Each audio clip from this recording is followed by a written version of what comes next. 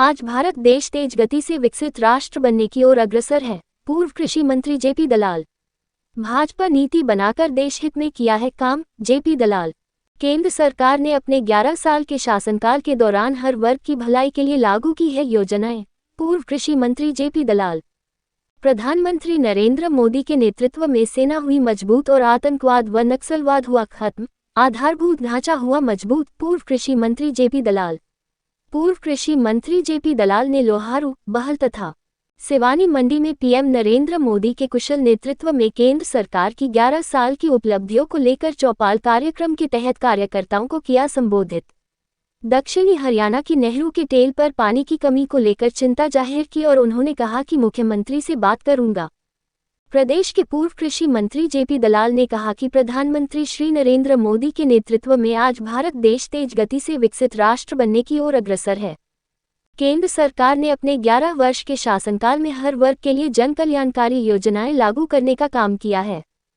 भाजपा ने नीति बनाकर देश हित में काम किया है। भारत की आज विश्व में अलग ही पहचान बनी है। देश ने अपनी खोई हुई साख को फिर से हासिल किया है। केंद्र सरकार की तरह प्रदेश की भाजपा सरकार ने जनहितकारी नीतियां लागू कर लोगों का विश्वास जीतने का काम किया है। बिना खर्ची और बिना पर्ची तथा योग्यता के आधार पर नौकरी प्रदान करने से युवाओं में सरकार के प्रति विश्वास बढ़ा है। उन्होंने कहा कि भाजपा देश के बारे में सोचती है। देश में प्रधानमंत्री नरेंद्र मोदी के नेतृत्व में सेना मजबूत हुई है। आतंकवाद और नक्सलवाद खत्म हुआ है। आधारभूत ढांचा मजबूत हुआ है। देश बदल रहा है और गरीब कल्याण के अनेक योजनाएं लागू हुई है। देश में करोड़ों शौचालय बनवाए हैं और करोड़ों जन धन के खाते खुलवाए गए हैं और डीबीटी के माध्यम से सरकार की योजनाओं का सीधा फायदा पहुंचा है। कोरोना काल में फ्री वैक्सीन दी गई। देश में जरूरतमंदों को फ्री अनाज दिया जा रहा है। पूर्व कृषि मंत्री जेपी दलाल सोमवार को लोहारू, बहल तथा सिवानी मंडी में केंद्र सरकार की 11 साल की उपलब्धियों की जानकारी को लेकर हलके के कार्यकर्ताओं को चौपाल कार्यक्रम के तहत संबोधित कर रहे थे। पूर्व कृषि मंत्री ने कहा कि 11 वर्षों के दौरान प्रधानमंत्री श्री मोदी के नेतृत्व में देश की अर्थव्यवस्था मजबूत हुई है और सरकार ने नई टेक्नोलॉजी को जन जन तक पहुंचाने का काम किया है। उन्होंने कहा कि भारत ने ऑपरेशन सिंदूर के माध्यम से पाकिस्तान के आतंकी ठिकानों और एयरबेस को ध्वस्त किया।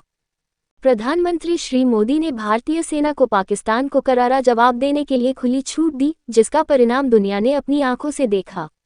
उन्होंने कहा कि ऑपरेशन सिंदूर के दौरान जो मिसाइल और डिफेंस सिस्टम अपनाया गया, वह हमारे स्वदेशी तकनीक थी। आज भारत रक्षा के मामले में आत्मनिर्भर है और रक्षा उपकरणों का निर्यात कर रहा है। भारत का रक्षा निर्यात 34 गुना बढ़कर 23,622 करोड़ तक पहुंच गया है। ये प्रधानमंत्री श्री मोदी की रणनीतिक दूरदर्शिता और कूटनीति का परिणाम है। उन्होंने कहा कि प्रधानमंत्री श्री नरेंद्र मोदी के नेतृत्व में भारत देश की दुनिया में साख बढ़ी है। परिणाम स्वरूप रूस और यूक्रेन के युद्ध के दौरान ऑपरेशन गंगा, अफगानिस्तान में तालिबान के कब्जे के समय ऑपरेशन देवी शक्ति और कोविड में वंदे भारत मिशन के माध्यम से करोड़ों भारतीयों को विदेशों से सुरक्षित लाने का काम किया। रूस और यूक्रेन के युद्ध के दौरान तिरंगे झंडे को देख एक तरह से युद्ध विराम हुआ और भारतीय सुरक्षित अपने देश में आए। जेपी दलाल ने कहा कि आज भारत विश्व की चौथी बड़ी अर्थव्यवस्था बनने की ओर अग्रसर है। वैश्विक डिजिटल लेनदेन में 49% लेनदेन भारत में होते हैं।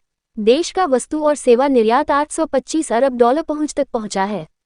उन्होंने कहा कि केंद्र सरकार ने डीबीटी की शुरुआत कर 44 लाख करोड़ रुपए सीधे लाभार्थियों के खाते में पहुंचना शुरू किया। भ्रष्टाचार पर लगाम लगी है। कार्यप्रणाली में पारदर्शिता आई है। उन्होंने कहा कि श्री मोदी के नेतृत्व में देश ने हर क्षेत्र में तरक्की की है। श्री मोदी सरकार में 99% गांव सड़क कनेक्टिविटी से जुड़ चुके हैं। उन्होंने कहा कि देश में प्रतिदिन 34 किलोमीटर हाईवे का निर्माण हो रहा है। रेलवे के बजट को 9 गुना बढ़ाया गया है। इसी प्रकार से 136 वंदे भारत ट्रेन चल रही हैं, जिससे लोगों का ट्रेन में सफर आसान हुआ है। उन्होंने कहा कि लोगों की सुविधा के लिए 103 अमृत भारत स्टेशन पुनर्निर्मित किए गए हैं।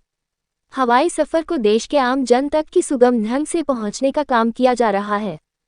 उन्होंने कहा कि किसान की आमदनी बढ़ाने के लिए मौजूद वित्त वर्ष में कृषि बजट को रिकॉर्ड 5 गुना बढ़ाया गया है। देश का अन्नदाता ही भारत की ताकत है।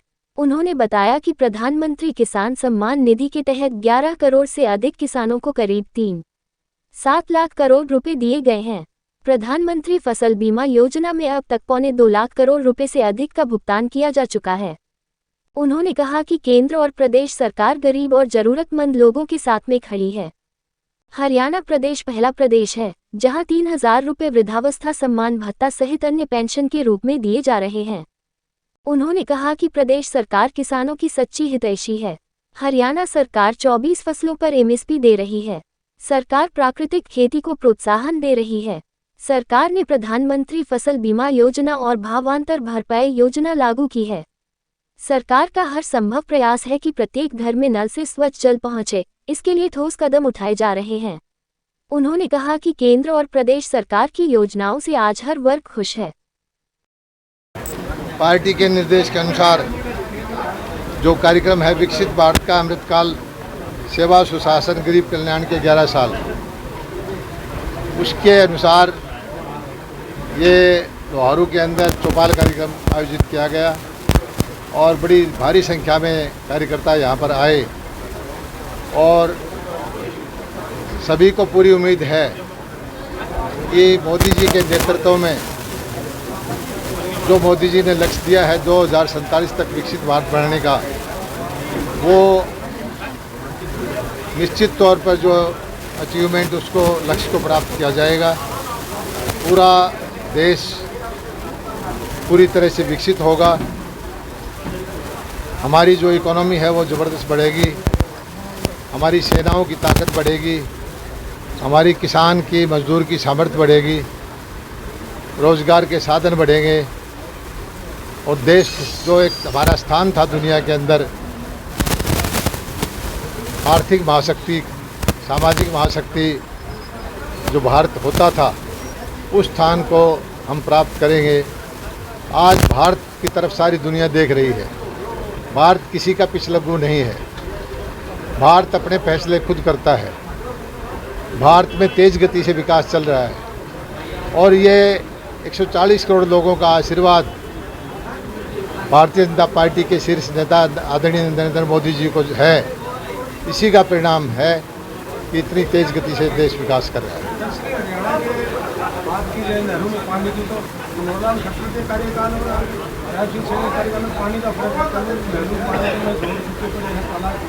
पानी की समस्या हमारे क्षेत्र में दक्षिण हरियाणा में रही है और मैं मुख्यमंत्री जी से बात करूंगा कि इस इलाके के अंदर जो पानी पहले आता था उतना पानी कम से कम आना चाहिए, क्योंकि यहाँ पर तो भूजल नीचे गया हुआ है, पानी का और कोई स्रोत है नहीं, पीने का पानी का भी संकट है।